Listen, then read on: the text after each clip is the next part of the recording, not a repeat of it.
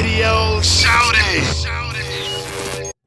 What's happening? What's happening? What's happening? Of course, you know it's your boy B-Hop Radio Shouty, and today I got the honor of talking to a hip-hop icon, legend, forefather, one of the greatest of all time, Kurtis Blow. How you doing today, boss? Oh, man, mighty fine. I'm doing great. I'm doing great. Kurt, can you take me back to day one when you found this thing called hip-hop, and what was it that made you start rapping? Well, I was a part of a whole group of people who just love music. You know, we just love the funk, the soul music that we grew up on in the 60s. You know, people like James Brown and Jimmy Castor and Jimmy Castor Bunch and the Motown sound, you know, the Temptations and the Four Tops and the Jackson 5 and all of these incredible groups were coming out. The Supremes, Smokey Robinson and the Miracles. Man, it was just some incredible music. But the dance we used to do to this music when we started hearing James Brown take over the funk. He had a drummer named Clyde Stubblefield that used to do some incredible drum breaks. And James Brown was the type of artist that he would usually give his band members solos.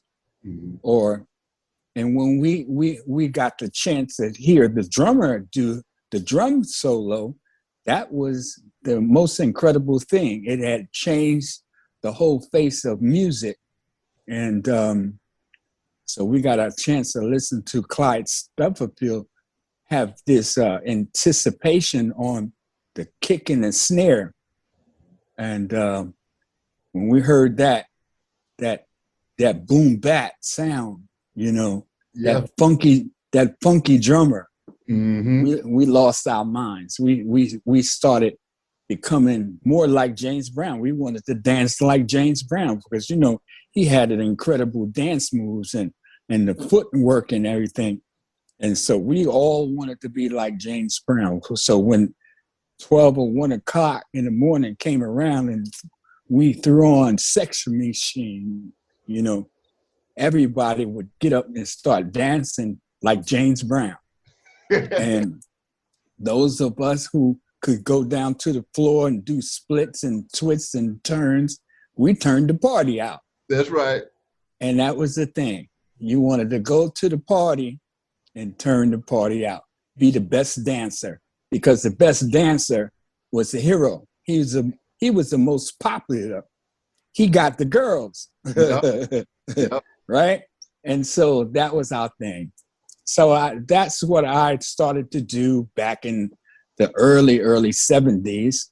Of course, when James Brown was making all those hit records like Sex Machine and Make It Funky and Say It Loud, I'm Black and I'm Proud, and Get on the Good Foot and Give It Up or Turn It Loose and Soul Power. I mean, he had so many escapism, you know, so many hit records. You could throw on about 10 James Brown songs in a row and it will be nonstop chaos, you know, in the club or at the party. At that time, it was like house parties. So this whole concept spilled off into when disco came out and everybody went disco crazy. You know, you pay your $5 and $10 on the weekend to go downtown, midtown, downtown to the club where they had the disco ball and the strobe lights shining and reflecting all on the wall. And you saw the strobe lights and all the mirrors in the club, and all the girls were dressing up in the silk dresses, and the fly guys had on the suits and ties and everything. And that was it. On the weekends, you pay your $5 and $10 and get into the club, and you would dance your night away. And that was the thing. So, I come out of that era where, we were the best dancers at the clubs and creating a circle of people around us doing our James Brown moves.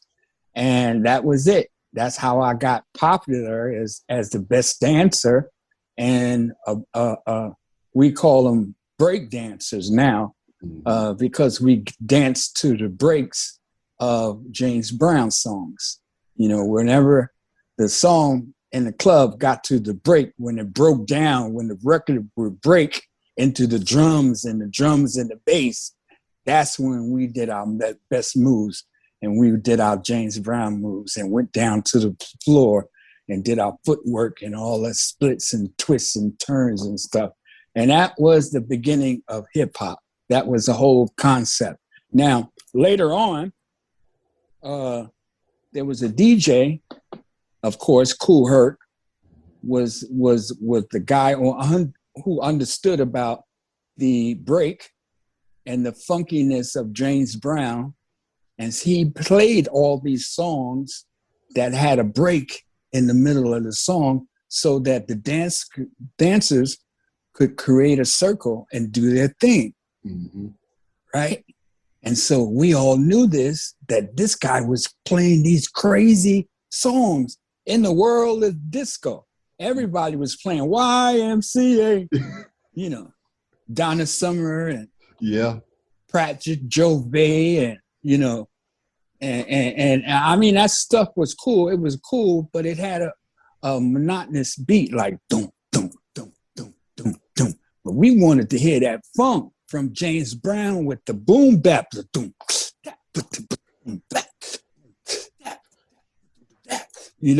and it was a whole different feeling, a whole different style and a vibe. It was like soul music as opposed to, disco music or the monotonous drum beat like boom, boom, boom, boom. And even before that, the music of the Motown sound was the snare drum doing that. Ta, ta, ta, ta, ta, ta, ta, ta, ta. So here we go from Motown with ta, ta, ta, ta, ta, ta, to the drum beat now. Boom, boom, boom, boom, boom, boom, boom. It's like, oh man, we want James Brown. So we were rebels, revolutionaries to the disco sound, to the music that we were listening to on the radio. We wanted this funk music that we loved, that was obscure funk, like people like James Brown, Jimmy Castor and Castor Bunch, Baby Huey. There was another group, the Yellow Sunshine. The Isley Brothers had a song called If You Want to Get Into Something, Come On and Follow Me. That was a great, great song. And it had an incredible drum break in the middle of it. James Brown had a song called Give It Up or Turn It Loose, which is the most incredible song that we used to play up at the Kool Herc parties up in the Bronx in the mid-'70s. And this song had the most incredible break. And he would call on his drummer, Clyde Stubblefield. And at first he was like, clap your hands, ha, ha, stomp your feet, ha, ha, in the jungle, brothers, in the jungle, brothers. And the congas are playing.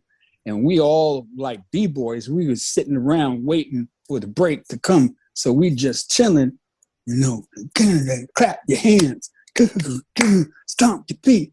And then he'd say, Clyde, he calling his drummer, Clyde. And the drum beat would go on. And I remember, I have dreams about the way he said Clyde, because when Clyde started that drum beat, that's when you go down to the floor and do your best moves. So that became the anthem of the B-Boys. Give it up or turn it loose in Clyde, Somerville. So that's why I started rapping, because the DJs after that started making the breaks, because usually the break only lasted about 15 seconds, right? And so there was another DJ that came up after that, Grandmaster Flash. He knew this about the break. He wanted to find a way to extend the break. You know, Kool Herc would play a whole song, and we all would have to wait, you know, until we got to the break. And when the break came, that's when everybody got excited. That's when everybody went off, right? And started burning each other and breakdancing. And so Flash knew this. So Flash said, man, that break is so short. It's only 15, 20 seconds of chaos, you know, anarchy. So I have to find a way to extend the break. So what he did, he got the same kind of records that Herc was playing, but he got 8 bona fide B-boy hits, and he got 2 copies of each song. And what he did, instead of playing the whole song, he just played the break, the beginning of the break.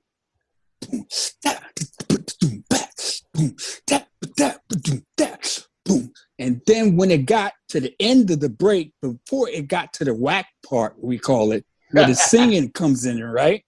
Before it got to the whack part, he played a break again from the beginning.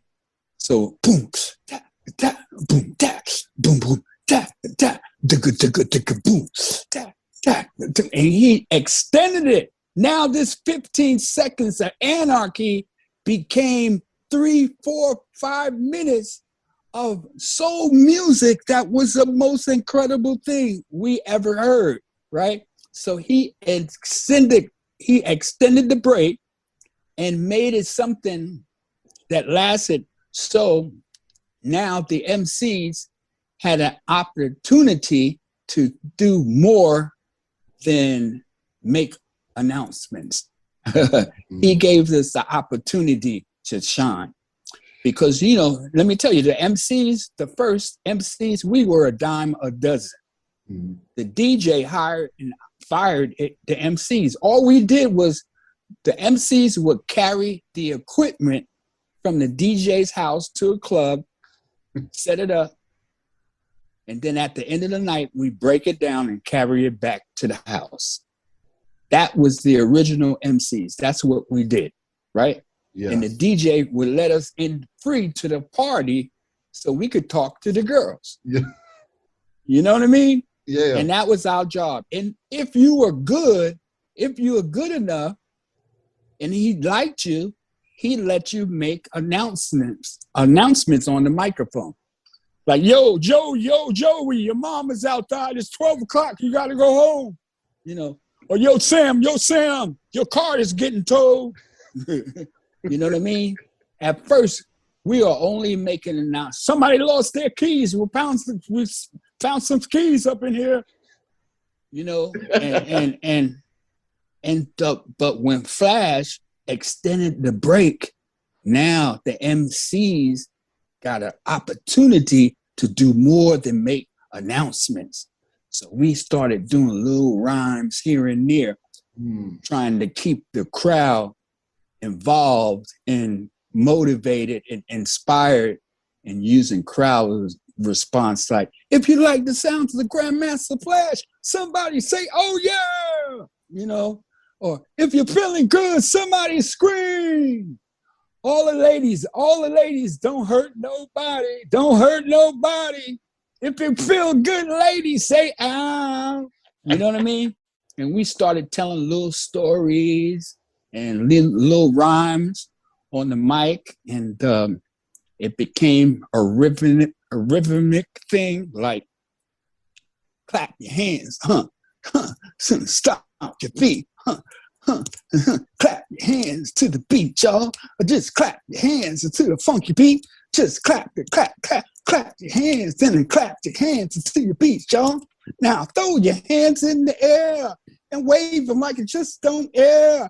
And if you're not square from Delaware, and if you got on clean underwear, somebody say, oh yeah. And that was the crowd response. We use a lot of crowd response in the beginning to keep the people involved and participating in the party. And that became something really special for the party people, because now they became a part of the party.